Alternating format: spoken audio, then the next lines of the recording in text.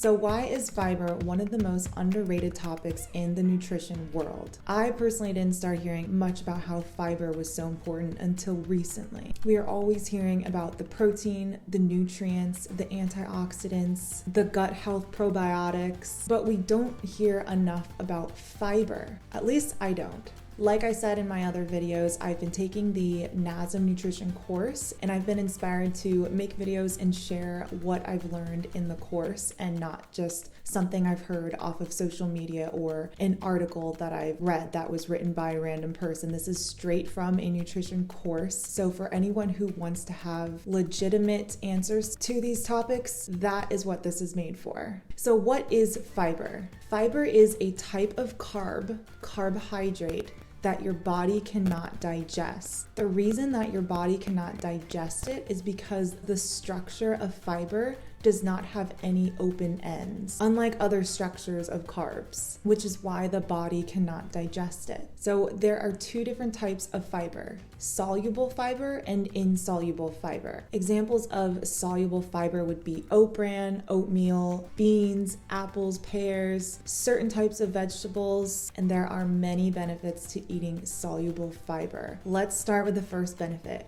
weight loss. When we eat fiber, it keeps us more full than eating more processed foods. Because it is so hard to digest, it sits in our stomach a little bit longer and delays the whole digestive process and keeps us feeling much more full than if we were to eat something without fiber. Like I said in my video about high fructose corn syrup, eating things like sugar can be harmful to us if we eat too much of it, but the good thing about eating sugar coming from a source that has fiber is it slows down that eating process and also prevents our blood sugar from spiking because it is a natural release of the sugar. It is a slower release of the sugar into our blood system because it is so slow to digest. So we're not just immediately getting affected by the sugar and it spikes our blood sugar levels. Our bodies do need sugar, but we don't want to eat too much of it. And when we consume it from a source that has fiber, such as an apple or any other fruit, we don't consume as much. And that source also comes with a lot of nutrients, rather than eating it from a highly processed cookie from the store that has a bunch of other processed ingredients in it. And the food itself makes us crave more sugar and just makes us want to eat more. Whereas eating an apple, you're going to be more satisfied from eating that sugar, also get more nutrients on top of it, and then in turn you won't end up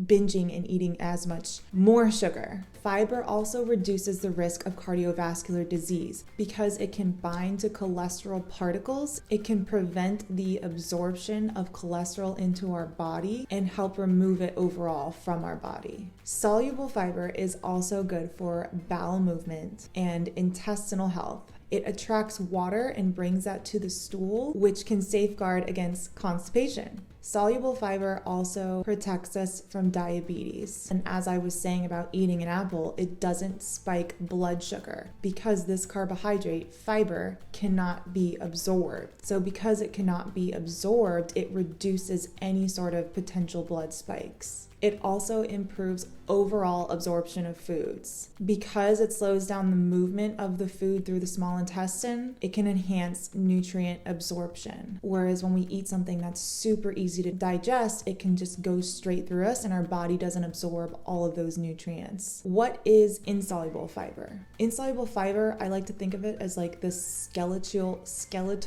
structure of the plant. And it is often found on the outermost portion of the grain, fruit, vegetable, or seed. And for foods like grains, when these are removed, this is what produces a processed starch, such as whole wheat kernel to white bread or brown rice to white rice. So if you're eating an apple, it would be the outside peel of the apple, which some people do peel that part off, but here is why you should keep it on. Digestive health. It adds water into the GI tract and improves overall movement in the larger intestine, avoiding constipation. It reduces the risk of cancer. Because it improves overall movement throughout the large intestine, it reduces the risk of colon cancer and other larger intestinal diseases. And of course, weight loss. Insoluble fiber also delays the overall gastric emptying, which keeps us fuller much longer because we can't digest it. Another great thing about insoluble fiber is it forces us to chew. And this is something I also feel is super underrated, is chewing. Just chewing in general. A lot of times we tend to want to have the easier foods, the ones that are soft, or the smoothies, or the highly processed, easy to eat foods that just like melt in your mouth. But the act of chewing starts our digestive process by breaking foods into smaller pieces with saliva. This also burns more calories, and it's also really good for your jaw muscles. And I think it's just good for us as humans to not make everything so easy, to eat things whole and not things that are just mushed up and handed to us. Just like how we don't want our bodies to get lazy with just sitting down all day and not being used and not working out, the same thing goes with our teeth and our jaws and the inside of our body. We want to keep it working. We want it to work hard. We don't want to just give it super simple, quickly digested, processed, mushed up foods. We want foods that we can break down ourselves so that we can do the work and we can keep exercising those muscles and those organs and other parts of our body that need to be exercised and need to be used. So that's my kind of explanation behind fiber. I hope that this was helpful to you. I do want to do another video just on carbs in general, and more to come as I keep learning in this course. And please let me know if you have any questions or anything else you want to learn about. See you in the next one.